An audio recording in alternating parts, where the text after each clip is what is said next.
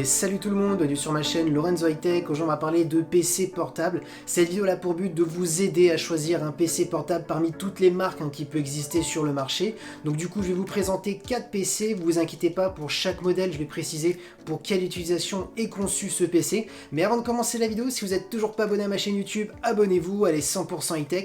N'oubliez pas d'activer la petite cloche de notification pour être alerté lorsque je publie une vidéo. Ou sinon ma page Instagram, je donne souvent des informations, des rumeurs, je donne des petites avant-premières en vidéo en story. Et maintenant, c'est parti. Du coup, le premier PC que j'ai choisi, c'est le Huawei MateBook D14. Il est sorti en plein milieu d'année 2020. Vous pouvez le trouver sur une échelle de prix entre 500 et 600 euros. Donc là, vous comprenez bien que tout de suite à ce tarif, on sera sur des PC, bien entendu, pour étudiants. Donc on va commencer pour des PC pour étudiants et ensuite on montera tout doucement sur l'échelle de prix pour monter jusqu'au PC gamer. Donc du coup, pourquoi j'ai choisi ce PC? Tout simplement parce que son tarif, il est accessible pour un étudiant, pour quelqu'un qui n'a pas un gros budget. Ensuite, bien entendu, commençons par son design. Il est plutôt joli, plutôt bien travaillé. On va pas se le cacher, ça ressemble énormément au MacBook d'Apple, mais bon, c'est plutôt bien fait. Commençons par les caractéristiques de l'écran. On a une diagonale de 15,6 pouces, donc une grande taille. Concernant la définition, on est sur du Full HD, donc voilà, c'est parfait pour un étudiant.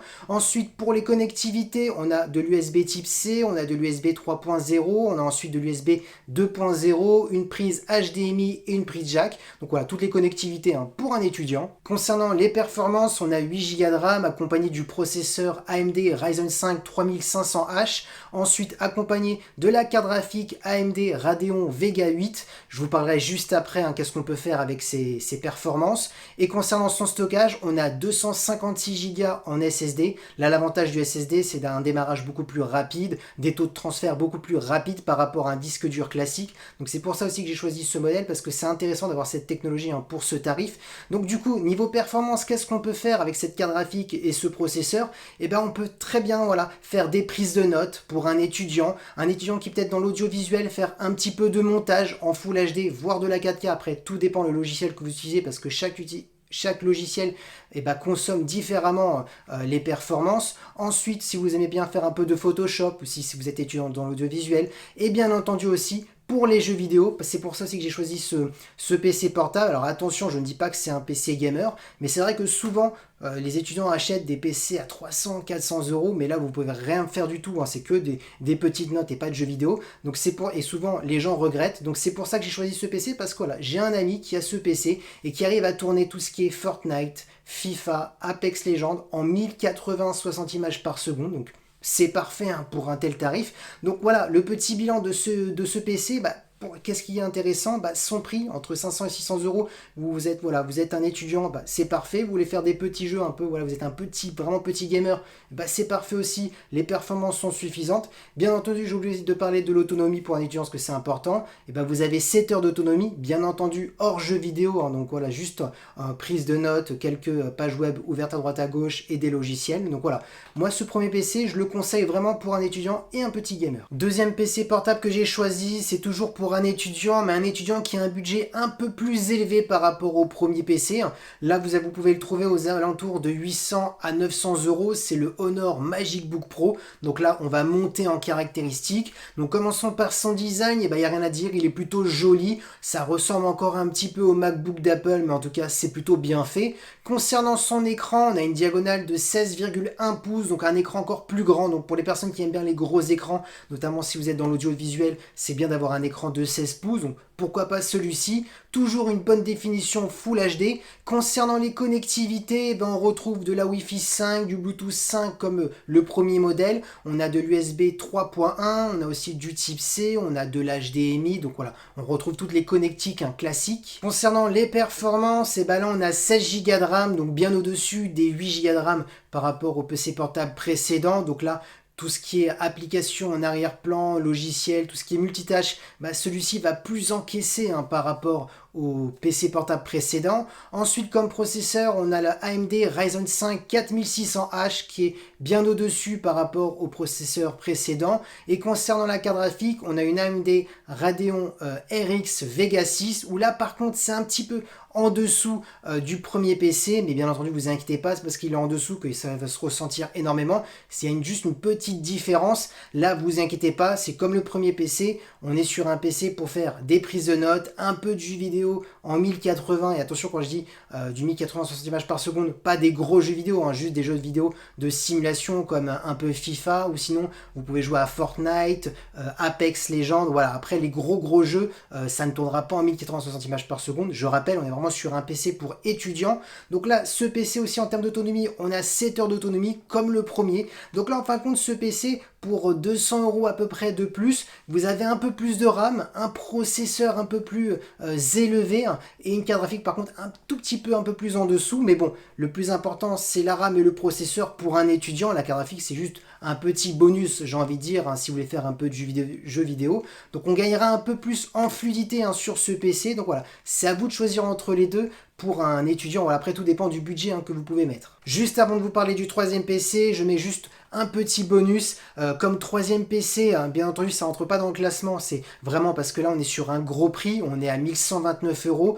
Pour les personnes qui ont un gros budget, bien entendu, surtout pour un gros étudiant qui a un gros budget, bah je conseille le MacBook Air de 13 pouces d'Apple, surtout avec la nouvelle puce M1, bien entendu, je confirme, pas avec les Intel de Intel, quoi, pas les processeurs d'Intel, tout simplement parce que c'est un processeur vraiment d'Apple très performant, et là ça va être intéressant pour tout ce qui est montage vidéo jusqu'à de la 4K, parce que la puce M1, elle encaisse la 4K sans aucun souci. Surtout aussi l'autonomie, on a une autonomie de 20 heures, donc qui est vraiment énorme, qui défie toutes les concurrences actuellement. Donc voilà, je rajoute ce petit bonus pour dire, voilà, pour les gens qui aiment l'OS d'Apple déjà, qui veulent un MacBook, et ben rien que le MacBook Air avec la puce M1 cette année suffit amplement au niveau performance, et même en termes de prix, c'est un bon rapport qualité-prix. Alors oui, je sais que les gens vont dire, oh là, un bon rapport qualité-prix à 1129 €, il est fou lui. Non, mais pour chez Apple, il faut se le dire, c'est quand même intéressant cette année. Donc voilà, pour un gros étudiant qui a un gros portefeuille, bah, je vous conseille celui-ci. Du coup, on a fini de parler des PC pour étudiants, rentrons maintenant dans le domaine de gaming. Donc du coup, voilà, maintenant à partir de maintenant, c'est que des PC pour gamers. Donc voilà, le PC que j'ai choisi, c'est le HP Omen Laptop. Vous pouvez le trouver aux alentours de 1300 à 1400 €. Pourquoi j'ai choisi celui-ci? Bah tout simplement, il y a énormément de personnes qui aiment, hein, les PC gamers, mais qui n'aiment pas le design et surtout aussi l'épaisseur. Donc c'est pour ça que j'ai choisi celui-ci, parce qu'il a plutôt un design classique et pourtant il a de très bonnes performances. Donc du coup, concernant sa diagonale d'écran, on est sur du 15 pouces, 15,6 pour être vraiment très exact. Ensuite, on a une définition Full HD et surtout, bien entendu, un taux de rafraîchissement de 144 Hz. Donc là, c'est parfait pour, en termes de fluidité, hein, pour le gaming. Concernant la connectivité, là aussi, par rapport aux autres, il se démarque et c'est normal, on est sur un PC gamer. On a de la Wi-Fi 6, et oui, les avantages de la Wi-Fi 6, un meilleur débit plus important, ça traverse aussi les murs, les ondes, donc même si vous avez pas mal de murs chez vous, bah, la connexion normalement sera meilleure, et c'est parfait aussi pour le gaming. Ensuite, on a du Bluetooth 5, on a de l'USB-C, on a de l'USB 3.1, on a une prise Ethernet, on a de l'HDMI, on a toutes les connectiques, hein, classiques. Concernant les performances, ben, on est largement au-dessus par rapport aux 3 autres PC que je vous ai montré tout à l'heure, parce que là, bien entendu, on est vraiment sur un PC pour gamer. Tout simplement, on a 16 Go de RAM, on a ensuite le processeur Intel Core i7 de 10e génération. Alors oui, c'est pas le meilleur processeur, mais en tout cas, il fait partie des bons processeurs. Ensuite, il est accompagné d'une carte graphique Nvidia GeForce 2060 accompagnée de 6 Go. Et en termes de stockage, on a 512 Go en SSD. Donc voilà, qu'est-ce que vous pouvez faire avec ce PC? Ben, j'ai envie de vous dire, vous pouvez faire tourner n'importe quel jeu vidéo sans aucun souci, jusqu'à de la 4K. Après, tout dépend aussi, bien entendu, des jeux, parce que si l'optimisation des jeux, c'est important. Notamment, si vous voulez faire une petite aparté de quelques secondes, Cyberpunk, en ce moment, tout le monde se tire les cheveux, parce que même avec des grosses cartes graphiques, et ben, on ne peut pas aller plus loin que du 1080 60 images par seconde, et ça sera le cas pour ce PC. Si vous voulez jouer à Cyberpunk, ce sera du 1080 60 images par seconde, pas plus. Même les PlayStation 4 galèrent actuellement à faire tourner le jeu sur PlayStation 4, et les gens demandent des remboursements, et actuellement Sony rembourse, hein, le jeu de PlayStation 4 tellement que bah, il s'est pas assez optimisé. Donc voilà, c'était juste une petite aparté. Donc tout ça pour vous dire qu'avec ce PC, hein, vous pourrez faire tous les derniers jeux vidéo sans aucun souci. Et bien entendu aussi du montage, hein, si vous voulez faire du montage vidéo en 4K et tout le reste. Donc voilà, mais bien entendu, n'oublions pas, on est sur un PC pour gamer. Et concernant son autonomie, on est sur du 5h30, donc bien en dessous par contre par rapport aux autres. Mais c'est tout à fait normal, hein, la carte graphique et tout le reste, c'est ultra gourmand. Là, on joue pas sur l'autonomie, hein. Souvent en plus, on est sur prise secteur, hein, quand vous êtes des gamers et que vous jouez pendant des heures. Donc voilà, voilà le troisième PC, hein, que je vous conseille. Quatrième PC et le dernier, parce que là, en termes de tarifs, on monte vraiment. Donc là, c'est vraiment pour le gamer qui a le budget budget, et après je conseille pas d'aller au-dessus, parce que après pour ma part, autant s'acheter un PC fixe à la maison, ça revient beaucoup moins cher et on aura des meilleures caractéristiques. Alors tout simplement, c'est le Asus Car 15 pouces que j'ai choisi, on est au tarif de 2000 €, donc là oui on est sur un gros budget. Alors là on a un écran de 15 pouces, vous l'aurez compris, avec une définition Full HD, mais là la grosse différence par rapport aux 3 autres PC, c'est qu'on a un taux de rafraîchissement de 300 Hz, donc là c'est vraiment très élevé, intéressant pour les jeux vidéo. En termes de connectivité, on passe, c'est comme les précédents PC, c'est toujours la même chose. Du coup, commençons directement par les performances, et ben on a 16 Go de RAM accompagné du processeur Intel Core i7 de 10e génération, mais là où il y a une grosse différence, c'est sa carte graphique. On est sur du Nvidia GeForce, la 2070 Super, qui est bien au-dessus encore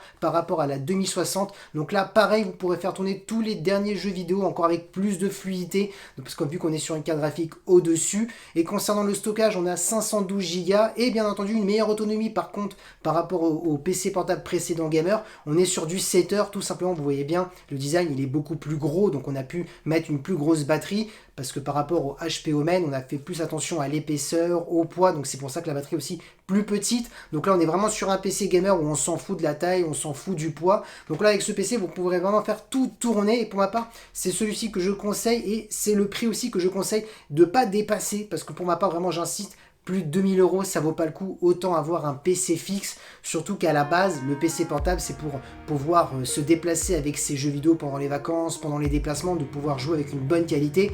Mais voilà, mais c'est pas avec ça qu'on joue toute l'année à la maison, normalement on a un PC fixe. Donc voilà les 4 PC que je vous conseille. Et voilà, cette vidéo est terminée, j'espère qu'elle vous a plu, surtout pour les personnes qui m'ont demandé ce style de vidéo, parce que j'ai pas mal d'étudiants qui me demandent tout le temps, souvent sur Instagram, des PC pour étudiants, aussi des PC pour gamers. Donc c'est pour ça que j'ai eu cette idée de faire ce style de vidéo. En tout cas, si elle vous a plu, n'oubliez pas le petit pouce like, de vous abonner sur cette chaîne YouTube et aussi sur ma page Instagram si vous avez des questions en DM, ou sinon bien entendu pour voir toutes les avant-premières, tout ce que je fais en vidéo, en story. Et maintenant moi je vous dis à très bientôt.